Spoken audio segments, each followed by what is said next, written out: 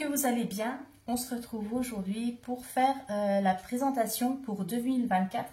Donc je vais vous présenter dans un premier temps les outils que je vais utiliser, donc ceux que j'ai modifiés, améliorés, etc. Et puis ensuite je vous présenterai mes objectifs pour l'année prochaine. Voilà, et j'ai Senko qui fait l'andouille, donc j'espère qu'il va se calmer. Écoutez, c'est parti. Alors, au niveau des enveloppes à la semaine, je ne change pas, je garde toujours mon portefeuille noir, le grand portefeuille format A6, celui-ci je le garde, mais j'ai refait des enveloppes puisque les miennes arrivaient en fin de vie, elles étaient toutes abîmées, donc j'en ai profité pour en acheter des nouvelles. Donc celles-ci je les ai trouvées sur Temu, donc pas très cher, et puis j'ai refait mes petits supports, donc je vais vous montrer. Alors tout simplement, j'ai réutilisé les blocs papier que j'avais acheté chez Action, comme il m'en reste encore pas mal. Plutôt que de racheter des nouveaux, j'ai pris ceux que j'avais pour pouvoir écouler mon stock. On ne va pas réinvestir inutilement. Alors c'est tout simple, je vais couper mes petits morceaux de carton, papier là, à la taille des enveloppes, donc un peu de moins pour que ça puisse rentrer dedans. J'ai rajouté des petites étiquettes avec le nom des catégories. Et puis derrière, j'ai fait des trackers tout simples. Où je mettrai dedans ici le budget pour le mois. Et puis une colonne date, lieu, plus, moins et solde. Et tout ça plastifié. Hop, voilà. Et ça rentre nickel. Donc j'ai la catégorie Létis. Les loisirs. Pour les courses, donc je rappelle courses, moi c'est tout ce qui est achat alimentaire plus hygiène corporelle et hygiène de la maison, puisque j'achète tout au même endroit, donc il n'y a qu'une seule enveloppe. L'enveloppe d'hiver, c'est le mini fonds d'urgence pour le mois, on va dire, ou quand voilà, il y a un petit imprévu, je pioche dedans. L'enveloppe pour les défis 5 €. Donc, comme vous savez, chaque fin de semaine, s'il me reste des billets de 5, je les laisse dans mon portefeuille, dans cette enveloppe-là, et puis on vide tout en fin de mois. Une enveloppe santé. L'enveloppe carburant, bon là, je règle en carte, donc dans cette enveloppe, il y a toujours la carte bancaire avec mon tracker carburant. L'enveloppe Lily, pour ma fille, pour mettre l'argent de poche ou les achats de vêtements ou autres, voilà. Et puis l'enveloppe pour Senko, Monsieur Matou. Donc ça, c'est pour les enveloppes que je mettrai donc au 1er janvier dans le portefeuille. Ensuite, au niveau des défis, vous savez que je fais le défi pièces, défi 2 €, 1 €, défi monnaie, etc. Donc plutôt que d'avoir ma petite boîte carton où je mets tout, je me suis trouvé une tirelire. J'ai trouvé super jolie. Au départ, je voulais garder ma petite boîte carton et quand j'ai trouvé la tirelire, j'ai trouvé trop chou. Et je me suis dit, je vais la prendre pour mettre une petite économie. Donc, For My Hopes and Dreams. Donc, elle est en verre. Je l'ai acheté pas très cher. J'ai trouvé ça chez B&M, pour ceux qui connaissent. Et voilà, donc, hop, ça remplacera, je trouve ça plus sympa, ça remplacera ma petite boîte en carton. Hop. Maintenant, on passe aux épargnes. Donc aussi sur Temu, j'en ai profité pour acheter mon petit... Oh, Senko, arrête tes bêtises. Il va me détruire ma décoration, lui. Non. Pour acheter un petit classeur, donc classeur holographique, là on le voit un petit peu partout. Et je trouve ça sympa, ça change un peu. Et comme je vous dis, je vous l'avais dit, j'avais envie de changer de support pour me rebooster un petit peu, pour me motiver. Donc j'ai refait des choses toutes propres et toutes belles pour redémarrer du bon pied sur 2024. Donc j'en ai profité pour me refaire 2 petits intercalaires. Donc ici on va avoir l'intercalaire défi où je remettrai mes défis pour 2024. Donc comme je garde les mêmes supports, ils sont encore dans mon encours 2023. Je mettrai tout ça début janvier. Les épargnes. Donc Les épargnes, j'ai repris la majorité des supports que j'avais, mais je les ai améliorés, peaufinés. Et puis j'ai vidé tout l'argent que j'avais dedans pour remettre en banque. Allez, bon, je mets en pause, je vais enlever le chat parce qu'il va tout me détruire. Voilà, c'est fait. Bon, alors, les épargnes. Je me suis fait un support fond d'urgence. Donc, vous voyez, j'ai refait, là, c'est un nouveau support. Et j'ai remis tout le long du washi tape pour que ce soit plus joli. Donc, mon petit fond d'urgence avec l'objectif à atteindre. Au dos, j'ai mis, j'espère que vous voyez bien, la prévoyance d'essai. Pareil, là, avec du washi tape. L'immobilier, mon projet immobilier. Et puis ici, hop, je vais trop loin, l'ARS. L'ARS, c'est l'allocation de rentrée scolaire que j'ai reçue là au mois d'août de cette année. Donc pour moi, ça me permet de régler chaque mois l'abonnement de train de ma fille, parce qu'elle prend le train pour aller jusqu'au lycée. Donc ça me sert à ça. Et comme c'est, je fais pas d'épargne physique, c'est uniquement des virements de l'argent qui est déjà sur le compte. Voilà, j'ai fait juste les trackers pour pouvoir suivre mois par mois. Les dépenses, c'est beaucoup plus simple. Ici, on a le projet train 2024. Donc, c'est ce qui est économisé sur 2023 actuellement. Donc là, pareil, je ferai juste le suivi. Et là, nous avons aussi anniversaire 2024. Ensuite, on passe la pochette anniversaire. Donc c'est pour ça que je les ai mis en face. Donc il faut que je m'en mette dedans. Hein. Alors là, j'ai encore en cours pour cette année. Et dedans, je laisse tout ce que j'ai épargné pour 2024. Donc comme ça, ici, je mettrai le suivi. Et là-dedans, je mettrai l'épargne pour 2025. Je ne sais pas si vous me suivez. Avec toujours le tracker derrière. Vous voyez ? Le train pour Lily, donc vous voyez, hein, j'ai vraiment gardé les mêmes, mais j'ai reconsolidé et j'ai amélioré avec un petit peu de washi. Donc le train pour Lily. Noël, ça c'est pareil, Noël pour 2025, non 2024, je dis des bêtises, donc, tout est noté là, donc Noël 2024. La taxe d'ordure. L'enveloppe santé, alors là, j'ai pas déposé en banque, je garde parce que quand je vais en parapharmacie ou acheter, vous savez, comme tout le monde, du paracétamol, des choses comme ça, c'est plus simple de payer en espèces et d'avoir, plutôt d'aller retirer. Et bien comme ça, j'ai toujours une petite somme à la maison. C'est beaucoup plus simple à gérer. Amazon, les vacances. Les week-ends,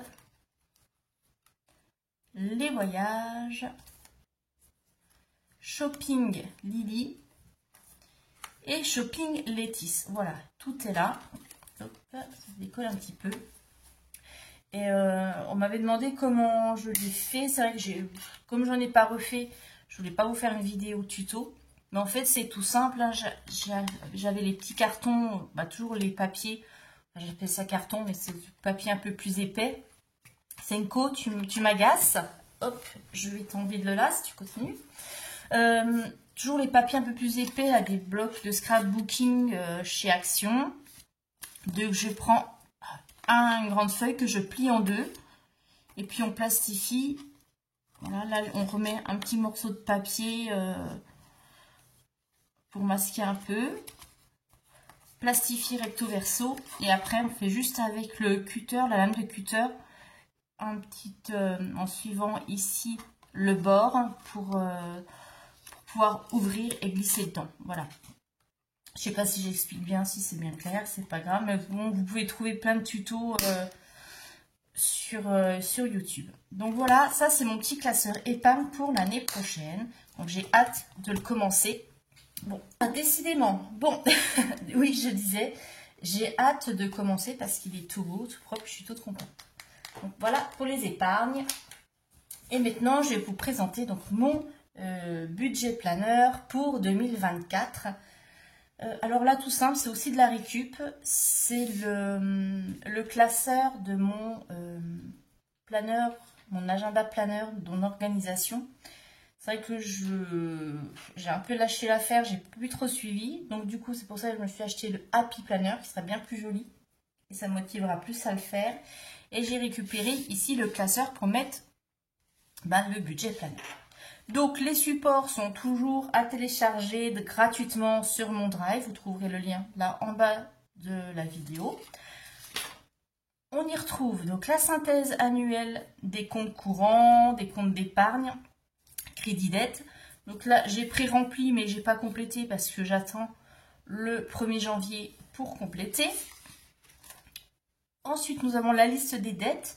Donc la situation au 1er janvier de tous les différents crédits, les dettes qu'on peut avoir auprès d'amis, famille, etc. Et la situation au 31 décembre avec en fin d'année, ici on note le capital qu'on a remboursé au cours de l'année. Ça permet vraiment de prendre aussi conscience des sommes qu'on doit ou rembourser. Ici, un petit planning avec les dépenses et revenus exceptionnels prévus. Donc chaque mois, on met ce qui est prévu en entrée ou en sortie, ce qui est déjà planifié. Comme ça, quand on fait le budget mensuel, on s'y réfère et on est sûr de rien oublier. Ensuite, la liste d'achats et d'envie. Donc moi j'ai déjà mis, il faut que je rachète un meuble à chaussures, voilà, donc 80, donc ça va être financé avec des défis ou autres, mais voilà, tout au long de l'année, vous pouvez le compléter à chaque fois que vous avez envie de quelque chose ou un besoin pour la maison ou pour vous, vous complétez et voilà. Ensuite, les fonds d'épargne. Ici, tout ce qui a réalisé cette année, donc ici pour l'année 2024, et tout ce qui a réalisé à moyen et long terme.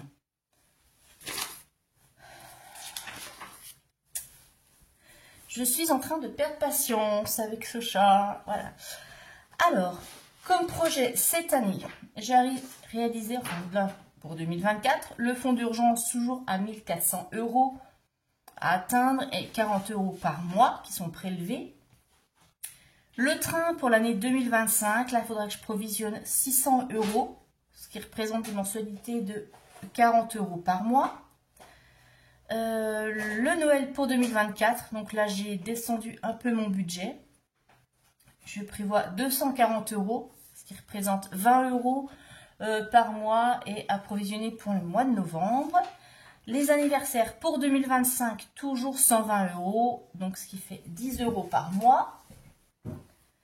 La taxe d'ordure, donc qui a augmenté, donc on passe à 110 € à provisionner, donc 10 € par mois jusqu'en novembre, parce qu'elle est prélevée au mois de novembre.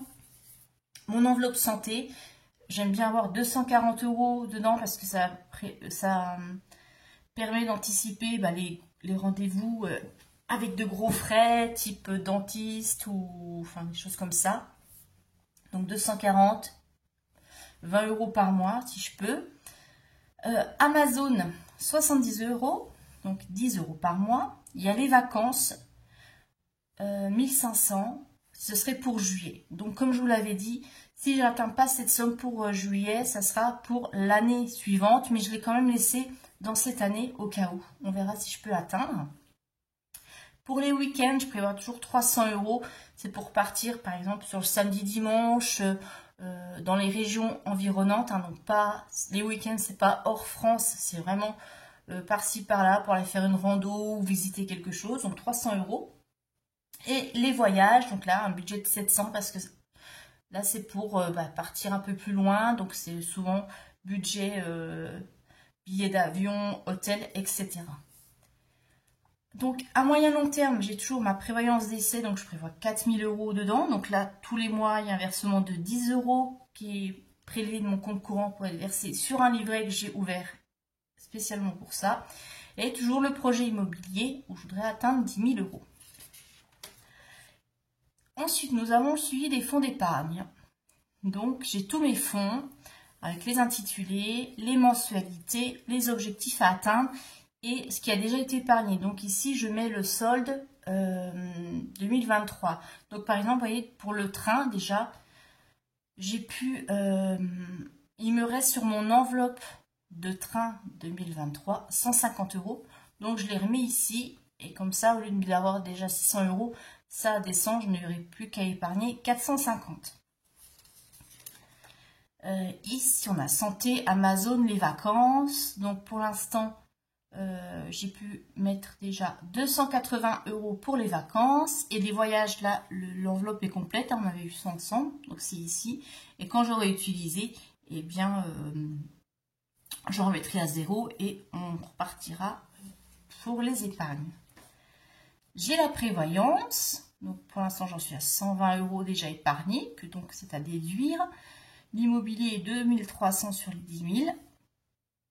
Et puis là, c'est les encours pour 2024. C'est ce qui a été épargné sur 2023. Donc vous voyez, tout est ici. C'est pour ça que je les mets à la fin. Parce que ça, c'est déjà épargné. C'est juste pour pouvoir faire le suivi. Ensuite, on a le suivi annuel par catégorie. On a un semestre par page. Donc, je vais mettre ici les revenus, les épargnes et ensuite chaque catégorie. Courses, divers, les prélèvements, loyers, etc. Et ça permet de voir à peu près si on arrive à faire des économies sur une catégorie ou si on est en train de dépasser à chaque fois et peut-être justement du coup revoir un peu le budget de chaque enveloppe. Comme moi par exemple, je vois que là je commence un petit peu à dépasser mon budget courses. Alors je vais regarder sur 2 ou 3 mois, je vois que je continue à dépasser, eh bien je vais revoir mon enveloppe et augmenter cette enveloppe et puis du coup diminuer dans d'autres catégories. Sauf si mes revenus augmentent, mais bon, voilà.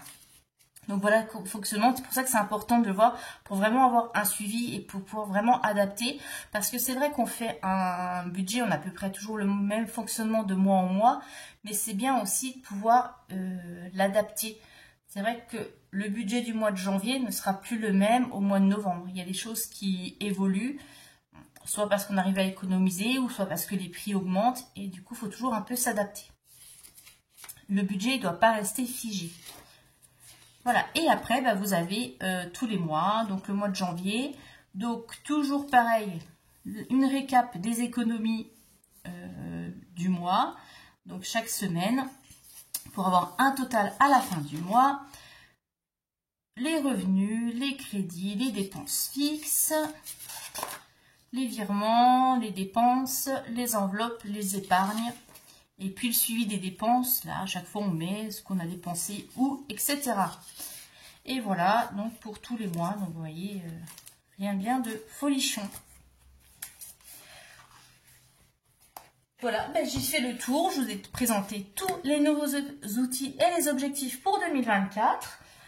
Vous n'hésitez pas à partager si vous aussi vous avez modifié certaines choses, si vous êtes revenu en arrière, vous avez repris d'anciens outils, etc. C'est vrai que bon, c'est fait pour évoluer et il y a des choses qu'on a mis en place dès le début qui fonctionnent très bien, donc on garde, pas la peine de changer. Et puis d'autres, on s'aperçoit au fil du temps, même si on trouvait ça sympa, au fil du temps, on s'aperçoit que c'est moins pratique, c'est moins... ou que ça nous plaît moins. Donc il faut s'adapter un petit peu. C'est pour ça que c'est important aussi au début de pas trop investir parce que c'est fait pour évoluer. Et si quelque chose ne vous convient pas au niveau organisation, c'est pas la peine de rester bloqué dedans parce que ça va vous empêcher de suivre votre budget correctement et puis de prendre du plaisir. Donc vraiment trouver des outils qui vous collent, et que vous trouvez pratiques et que vous aimez manipuler. Il ne faut pas faire du copier-coller sur les autres. On peut s'inspirer, mais il y a des choses qui ne nous vont pas forcément. Voilà. Bon, et bien sur ce, je vous fais des gros bisous et je vous retrouve donc dimanche pour faire le bilan de la semaine. Je vous fais de gros bisous et passez un très bon week-end. Bye bye.